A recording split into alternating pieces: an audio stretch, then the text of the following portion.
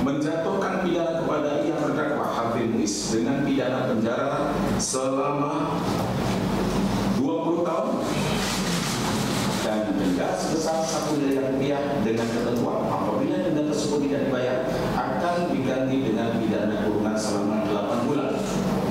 3. Menghukum terdakwa untuk membayar uang pengganti kerugian keuangan negara sebesar 420 miliar rupiah dengan ketentuan jika tidak. Majelis Hakim Pengadilan Tinggi Jakarta dalam sidang banding pada Kamis siang memutuskan untuk memberatkan hukuman terhadap Harvey Muiz, terdakwa kasus korupsi tata niaga timah yang merugikan negara 300 triliun rupiah.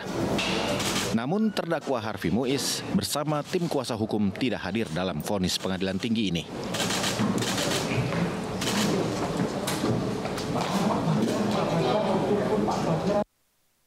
Jika dibandingkan dengan vonis pengadilan tipikor pada Desember 2024 lalu, pengadilan tinggi menjatuhkan hukuman penjara lebih kurang 3 kali lipat lebih berat dari sebelumnya 6,5 tahun penjara.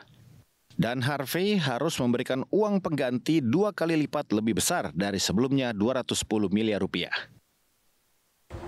Dan putusan Majelis Hakim Pengadilan Tinggi Jakarta mendapat apresiasi dari mantan Menko Polhukam era Presiden Joko Widodo, Mahfud MD. Melalui akun X-nya, Mahfud MD memakai kata bravo. Kejaksaan dinilai berhasil meyakinkan Hakim Pengadilan Tinggi untuk menaikkan hukuman pada Harvey Muiz. Mahfud menilai putusan Pengadilan Tinggi cukup logis dan bisa diterima.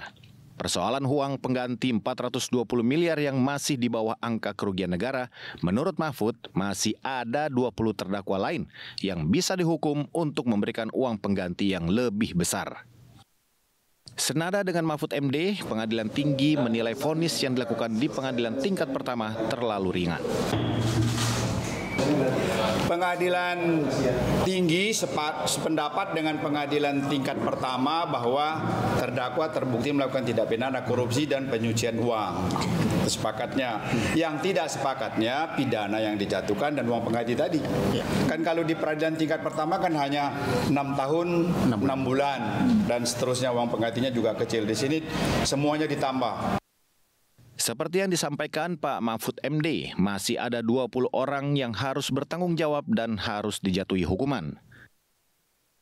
Tentunya vonis banding dengan memberatkan hukuman bagi terdakwa korupsi tidak berhenti di seorang Harvey Muiz. Dari Jakarta, Andrianus, RTV.